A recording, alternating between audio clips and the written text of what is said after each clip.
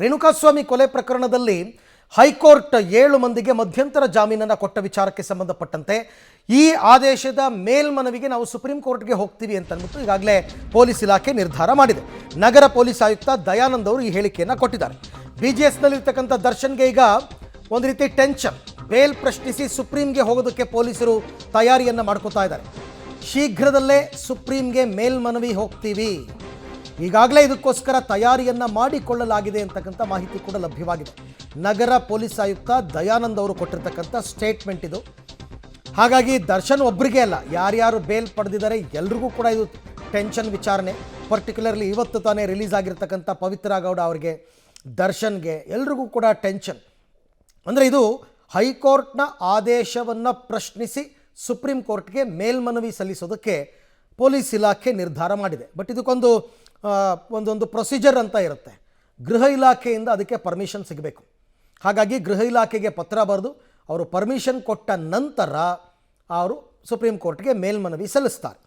ರೇಣುಕಾಸ್ವಾಮಿ ಕೊಲೆ ಪ್ರಕರಣಕ್ಕೆ ಸಂಬಂಧಪಟ್ಟ ಹಾಗೆ ಏನು ಈಗ ಜಾಮೀನು ದೊರೆತಿದೆ, ಅದಕ್ಕೆ ಸಂಬಂಧಪಟ್ಟ ಹಾಗೆ ಸುಪ್ರೀಂ ಕೋರ್ಟ್ನಲ್ಲಿ ಅಪೀಲ್ ಮಾಡಲಿಕ್ಕೆ ಪ್ರಯತ್ನಗಳನ್ನು ಮಾಡಲಾಗ್ತದೆ. ಅದರ ಬಗ್ಗೆ ನಾವು ಪ್ರಸ್ತಾವನೆಯನ್ನು ಸರ್ಕಾರಕ್ಕೆ ಸಲ್ಲಿಸ್ತಾ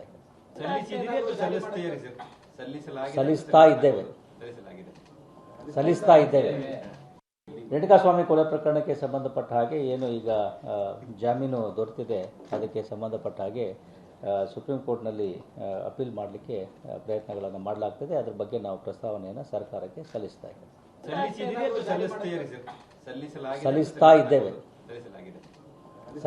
ಈ ಬಗ್ಗೆ ಮತ್ತಷ್ಟು ಮಾಹಿತಿ ನನ್ನ ಕೊಲೀಗ್ ಮುರಳೀಧರ್ ಅವರಿಂದ ಪಡ್ಕೊಳ್ಳೋಣ. ಮುರಳಿ, ಇವಾಗ ಸುಪ್ರೀಂ ಕೋರ್ಟ್ಗೆ ಮೇಲ್ಮನವಿ ಸಲ್ಲಿಸ್ತೀವಿ ಅಂತ ಏನೋ ಈಗ ಕಮಿಷನರ್ ಹೇಳಿಬಿಟ್ರು. ಬಟ್ ಇದು ಪ್ರಕ್ರಿಯೆ ಹೇಗೆ ಸಾಗುತ್ತೆ ಅಂತ? ಅರವಿಂದ್, ಏನಂದ್ರೆ ಈಗಾಗಲೇ ಎಲ್ಲ ರೀತಿಯ ತಯಾರಿಗಳು ಕೂಡ ನಡೆದಿರುವಂಥದ್ದು. ಜೊತೆಗೆ ಪಿಟಿಷನ್ ಒಂದು ಕಾಪಿಯನ್ನು ರೆಡಿಯನ್ನು ಮಾಡಿಕೊಂಡು ಗೃಹ ಇಲಾಖೆಗೆ ಒಂದು ಸಲ್ಲಿಕೆಯನ್ನು ಮಾಡಬೇಕಾಗಿರುವಂಥದ್ದು. ಯಾಕೆಂದರೆ ಹೈಕೋರ್ಟ್ನಲ್ಲಿ ಈ ಬಗ್ಗೆ ಜಾಮೀನನ್ನು ಮಂಜೂರು ಮಾಡಬೇಕಿದ್ದಾರೆ. ಜೊತೆಗೆ ಹೈಕೋರ್ಟ್ ಆದೇಶವನ್ನು ಪ್ರಶ್ನೆ ಮಾಡಿ ಸುಪ್ರೀಂ ಕೋರ್ಟ್ಗೆ ಹೋಗಬೇಕು ಮತ್ತು ಯಾವ ವಿಚಾರಕ್ಕಾಗಿ ಹೋಗಬೇಕು ಅನ್ನೋದ್ರ ಬಗ್ಗೆ ಒಂದಷ್ಟು ಗ್ರೌಂಡ್ಸ್ಗಳನ್ನು ಗೃಹ ಇಲಾಖೆಗೆ ಕೊಡಬೇಕಾಗಿರುವಂಥದ್ದು. ಗೃಹ ಇಲಾಖೆಗೆ ಅದನ್ನು ಕೊಟ್ಟ ಬಳಿಕ ಗೃಹ ಇಲಾಖೆ ಒಂದು ಅನುಮತಿಯನ್ನು ಕೊಡ್ತದೆ. ಯಾಕೆಂದರೆ ಗೃಹ ಇಲಾಖೆ ಅನುಮತಿಯನ್ನು ಆಧರಿಸಿ ಜೊತೆಗೆ ಸುಪ್ರೀಂ ಕೋರ್ಟಲ್ಲಿ ಈ ಬಗ್ಗೆ ಯಾರು ವಾದವನ್ನು ಮಂಡನೆಯನ್ನು ಮಾಡಬೇಕು ಅನ್ನೋದ್ರ ಬಗ್ಗೆ ಕೂಡ ಗೃಹ ಇಲಾಖೆ ಒಂದು ವಕೀಲರನ್ನ ನೇಮಕಾತಿ ಮಾಡುವಂಥದ್ದು. ಯಾಕಂದ್ರೆ ಹೈಕೋರ್ಟ್ ಮತ್ತು ಲೋಯರ್ ಕೋರ್ಟ್ ಅಲ್ಲಾದ್ರೆ SPP ಪ್ರಸನ್ನ ಕುಮಾರ್ ಅವರು ಇದ್ರು, ಅದಕ್ಕೆ ವಾದವನ್ನ ಮಂಡನೆಯನ್ನ ಮಾಡ್ತಾ ಇದ್ರು. ಆದ್ರೆ ಸುಪ್ರೀಂ ಕೋರ್ಟ್ಗೆ ರಘುಪತಿ ಅಂತ ಹೇಳಿ ಈಗಾಗಲೇ ಮಧ್ಯಂತರ ಜಾಮೀನಿಗೆ ಸಂಬಂಧಪಟ್ಟಂತೆ ಅವರನ್ನ ನೇಮಕ ಮಾಡಲಾಗಿತ್ತು. ಅವರನ್ನೇ ಮುಂದುವರಿಸುವಂತ ಸಾಧ್ಯತೆಗಳು ಕೂಡ ಇರುವಂಥದ್ದು.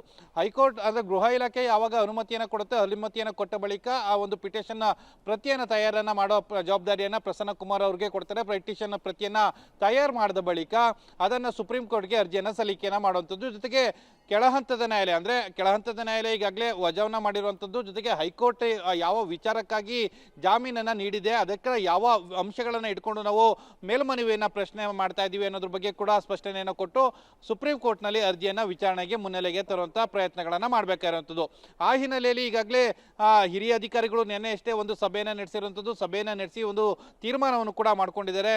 ಅಂದ್ರೆ ಸುಪ್ರೀಂ ಕೋರ್ಟ್ಗೆ ಮೇಲ್ಮನವಿ ಹೋಗಬೇಕು ಅಂತೇಳಿ ತೀರ್ಮಾನ ಆಗಿರುವಂಥದ್ದು. ಜೊತೆಗೆ SPP ಅವರ ಜೊತೆಯಲ್ಲೂ ಕೂಡ ಒಂದು ಚರ್ಚೆಯನ್ನು ನಡೆಸಿರುವಂಥದ್ದು. ಈಗ ಪತ್ರ ವ್ಯವಹಾರ ಗೃಹ ಇಲಾಖೆ ಜೊತೆಯಲ್ಲಿ ಮಾಡಬೇಕಾಗಿದೆ. ಬಹುತೇಕ ಇವತ್ತು ಅಥವಾ ನಾಳೆಗೆ ಪತ್ರ ವ್ಯವಹಾರ ಪ್ರಾರಂಭ ಆಗುತ್ತೆ. ಬಹುತೇಕ ಇವತ್ತು ಸಂಜೆ ಒಳಗಾಗಿ ಗೃಹ ಇಲಾಖೆಗೆ ಪತ್ರವನ್ನು ಬರೆದ್ರೆ, ಈಗಾಗಲೇ ಗೃಹ ಇಲಾಖೆ ಅಧಿಕಾರಿಗಳೆಲ್ಲ ಅಧಿವೇಶನದಲ್ಲಿ ಬ್ಯುಸಿ ಇದ್ದಾರೆ, ಬೆಳಗಾವಿಯಲ್ಲಿ ಇದ್ದಾರೆ. ಬಹುತೇಕ ಗುರುವಾರ ಅಥವಾ ಶುಕ್ರವಾರದ ಬಳಿಕ ಈ ಪ್ರಕ್ರಿಯೆ ಮುಂದುವರಿಯುವಂಥ ಸಾಧ್ಯತೆಗಳಿದ್ದಾವೆ. ಸೋಮವಾರ ಅಥವಾ ಮಂಗಳವಾರಕ್ಕೆ ಗೃಹ ಇಲಾಖೆ ಅನುಮತಿಯನ್ನು ಕೊಟ್ಟರೆ ಮುಂದಿನ ವಾರದ ಮಧ್ಯಾಂತದಲ್ಲಿ ಅಥವಾ ಮುಂದಿನ ವಾರದ ಅಂತ್ಯದಲ್ಲಿ ಸುಪ್ರೀಂ ಕೋರ್ಟ್ಗೆ ಮೇಲ್ಮನವಿಯನ್ನ ಸಲ್ಲಿಕೆ ಮಾಡುವಂತಹ ಸಾಧ್ಯತೆಗಳು ಇರುವಂತದ್ದು.